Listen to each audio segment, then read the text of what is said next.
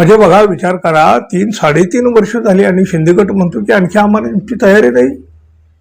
शिंदे गट खरोखर सुप्रीम कोर्टाच्या निकालाला घाबरला आहे की काय? मित्र, शिवसेना फोडण्याचं किंवा शिवसेनेचा पक्ष चिन्ह या सगळ्या गोष्टीची पळवापळवी करण्याचं जे घाणेरडं प्रकरण गेल्या 3-3.5 वर्षापूर्वी घडलं ना, गेल्या 3.5 वर्षापासून हे सगळं प्रकरण कोर्टामध्ये, सुप्रीम कोर्टामध्ये प्रलंबित आहे. अवघ्या महाराष्ट्राला या निकालाची प्रतीक्षा आहे, पण सुप्रीम कोर्टात मात्र फक्त तारीख पे तारीख मिळते. अहो, सुदैवानं काल थोडा वेळ का होईना न्यायालयानं काही ऐकून तर घेतलं. त्यानंतर मात्र आता पुन्हा एकदा पुढच्या 2 आठवड्यामध्ये या प्रकरणाची अंतिम सुनावणी होण्याची शक्यता बळावलेली आहे. ठाकरे शिवसेनेनं याला गद्दार आमदाराच्या पात्रतेचा फैसला न्यायालय करणार असं म्हटलेलं आहे. खरं तर महाराष्ट्राच्या दृष्टीनं हा प्रचंड असा मोठा खटला आहे. हो, महाराष्ट्राच्या राजकारणात कधी नव्हे एवढा बट्ट्याबोळ झालेला आहे. राजकारणाची पातळी किती रसातळाला नेली जाऊ शकते याचं हे एक सर्वात मोठं उदाहरण आहे आणि ते महाराष्ट्रात घडलेलं आहे. असो, आज ना उद्या सर्वोच्च न्यायालयामध्ये हा निकाल लागणार आहे, त्यांना द्यावाच लागणार आहे. खरी शिवसेना कोणाची, धनुष्यबाण चिन्ह कोणाचं हे ठरवावंच लागणार आहे. पुढच्या सुनावणी वेळी सलग सुनावणी होऊन या खटल्याचा फैसला येऊ शकतो अशी आशा निर्माण तरी झाली आहे. म्हणजे याआधीही झाली, पण आणखीही झालेली आहे. पण आता अंतिम सुनावणी होणार आहे म्हटल्यावर शिंदे गटाची धास्ती वाढल्याचं ठाकरे शिवसेनेचं म्हणणं आहे. म्हणजे खरं तर त्यांनी गद्दाराची चिंता वाढली असल्याचं असंच म्हटलेलं आहे. आता बघा, अशी चिंता वाढल्यामुळे शिंदे गटाकडून केवळ वेळ काढूपणा केला जातोय. सुनावणी वेळी चालढकल करण्याचा प्रयत्न शिंदे गटाकडून होतोय. म्हणजे असं ठाकरे गटानं ते स्पष्टपणे म्हटलेलं सुद्धा आहे. अर्थात शिंदे गटाची भूमिका तशीच असल्याचं अनेकदा आपल्याला दिसून सुद्धा आलेलं आहे. मग साहजिकच प्रश्न पडतो, कशासाठी एवढा वेळ काढूपणा केला जातोय? सुप्रीम कोर्टातला निकाल आपल्या विरोधात जाऊ शकतो याचा अंदाज शिंदे गटाला आलेला आहे की काय? मग का घाबरलेत?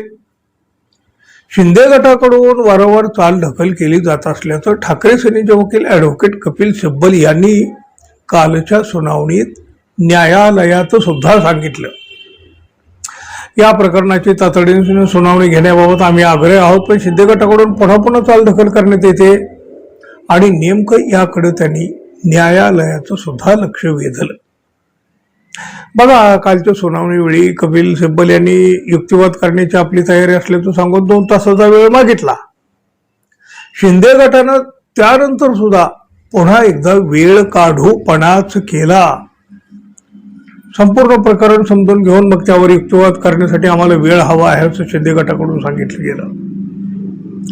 ॲडव्होकेट कपिल सिब्बल यांनी पक्ष आणि चिन्हाबरोबरच अपात्रतेचा फैसला करण्याबाबत आग्रही भूमिका मांडली आणि शिंदे गटाचे धाबे दणाणले. त्यावेळच्या आमदारकीची मुदत संपल्याचं सांगत शिंदे गटाच्या वकिलानं अपात्रतेचा हा जो मुद्दा आहे त्यावरच्या सुनावणीला विरोध केला. मात्र न्यायालयानं ॲडव्होकेट कपिल सिब्बल यांच्या विनंतीची नोंद घेत सलग सुनावणी निश्चित केली आणि त्यामुळं शिंदे गटाची चिंता चांगलीच वाढली. बघा, कालच्या सुनावणीमध्ये नेमका कसा संवाद झाला, प्रत्यक्ष शब्दशः काय घडलं तुम्हाला सांगतो. उद्धव ठाकरे शिवसेनेचे वकील कपिल सिब्बल म्हणाले, शिवसेना पक्ष आणि धनुष्यबाण चिन्हाची अंतिम सुनावणी सुरू करावी. त्यावर सरन्यायाधीश सिब्बल यांना म्हणाले, तुम्ही युक्तिवादासाठी तयार आहात का? आपल्याला किती वेळ लागेल? त्यावर सिब्बल म्हणाले, आम्ही तयार आहोत, युक्तिवादासाठी 2 तास पुरेसे आहेत.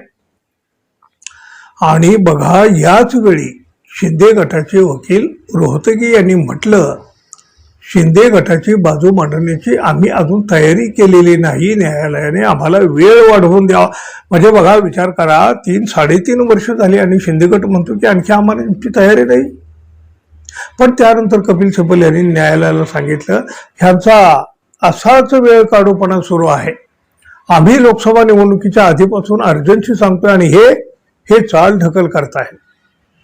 यावर सरन्यायाधीश स्वतः म्हणाले, हे प्रकरण खूप दिवस रखडलंय, आता आणखी विलंब नको. आम्ही हे प्रकरण अंतिमता निकाली काढण्यासाठी तयार आहोत. म्हणूनच दुपारी 2 वाजताची वेळ निश्चित करून काही दिवस सलग सुनावणीसाठी घेऊ. त्यामुळं हा निकाल आता शक्यतो लवकरात लवकर येऊ शकतो अशी आशा आपण करायला हरकत नाही. पण बघा, 3.5 वर्ष झाली तरी सुद्धा शिंदे गटाकडून सुप्रीम कोर्टामध्ये चालदखल का केली जाते बरं? शिंदे गट खरोखर सुप्रीम कोर्टाच्या निकालाला घाबरला आहे की काय? परिस्थिती तर तशीच आहे, चित्र तर तसंच आहे. पण तरीही मित्रांनो, तुम्हाला काय वाटतं जरूर सांगा.